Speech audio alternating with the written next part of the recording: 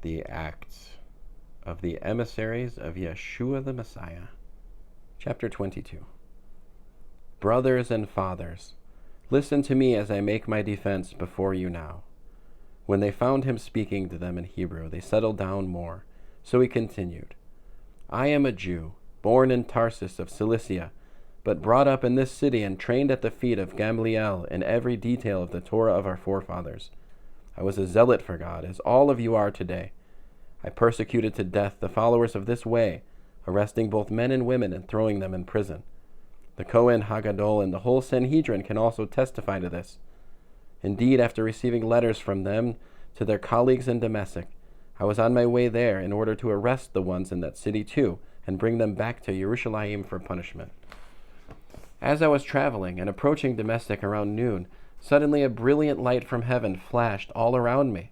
I fell to the ground and heard a voice saying to me, Shaul, Shaul, why do you keep persecuting me? I answered, Sir, who are you? I am Yeshua from Nazareth, he said to me, and you are persecuting me. Those who were with me did see the light, but they didn't hear the voice of the one who was speaking to me. I said, What should I do, Lord? And the Lord said to me, Get up and go into Dammesek, and there you will be told about everything that has been laid out for you to do. I had been blinded by the brightness of the light, so my companions led me by the hand into Dammesek. A man named Hananiah, an observant follower of the Torah, who was highly regarded by the entire Jewish community there, came to me, stood by me, and said, Brother Shaul, see again. And at that very moment I recovered my sight and saw him.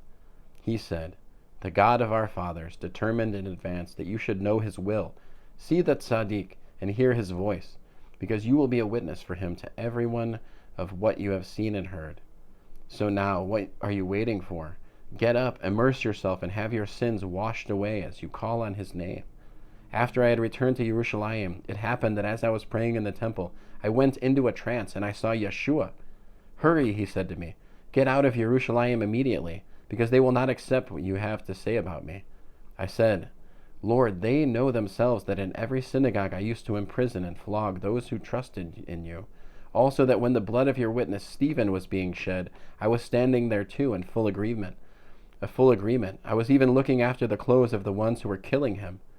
But, he said, get going, for I am going to send you far away, to the Gentiles. They had been listening to him up to this point, but now they shouted at the top of their lungs, Rid the earth of such a man, he's not fit to live. They were screaming, waving their clothes, and throwing dust into the air. So the commander ordered him brought into the barracks and directed that he be interrogated and whipped in order to find out why they were yelling at him like this.